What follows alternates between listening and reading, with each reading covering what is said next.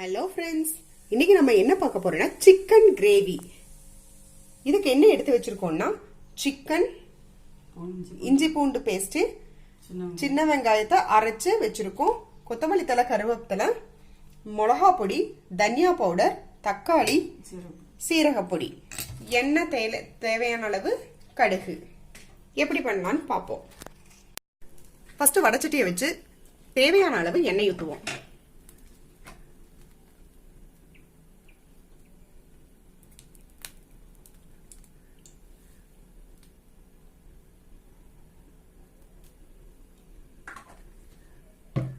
எண்ணெய் சூடானதும் கொஞ்சம் கடுகு போடுவோம். பொரிச்சு வர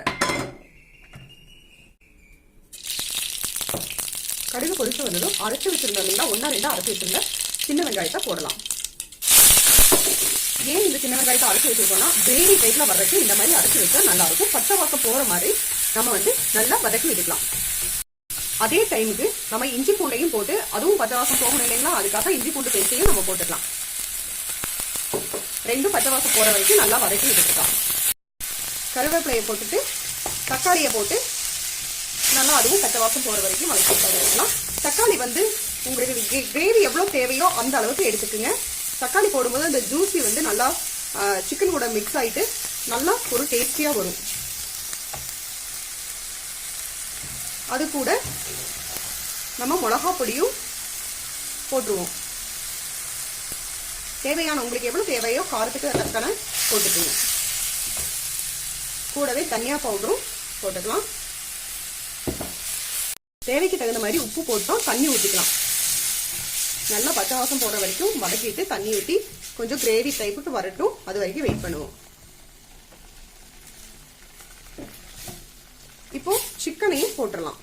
நல்லா கழுவி ஃப்ரெஷ்ஷாக எடுத்து வச்சிருக்கோம். சிக்கனை போட்டு நல்லா கிளறி விட்டு அந்த மசாலா எல்லாம் அதுல பிடிக்கணும் இல்லைங்களா, அப்பதான் நல்லா இருக்கும்.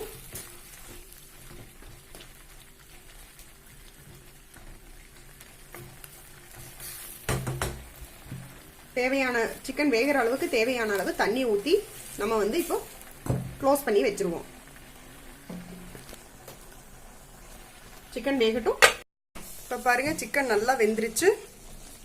இதுக்கு மேல தேங்காய் எண்ணெயை ஊற்றி நம்ம கொத்தமல்லி தழையை தூவி விட்டோம்னா நல்லா இருக்கும், மணமா இருக்கும். இதை மாத்திட்டு காமிக்கிறேன். பாருங்க, அருமையான சிக்கன் கிரேவி ரெடி. இதை சப்பாத்தி கூடயும் நம்ம சாதத்து கூடயும் வச்சு சாப்பிட்டுக்கலாம். ரொம்ப டேஸ்டா வந்திருக்கு. ரொம்ப இந்த பீஸ் பாருங்க எவ்வளோ ஜூஸியா வந்திருக்குன்னு, ரொம்ப அருமையா வந்திருக்கு. ஃப்ரெண்ட்ஸ், நீங்களும் செஞ்சு பாருங்க. செஞ்சு பார்த்துட்டு எப்படி இருக்குன்னு சொல்லிட்டு நம்ம கமெண்ட் பாக்ஸ்ல தெரிவிங்க. பாய்.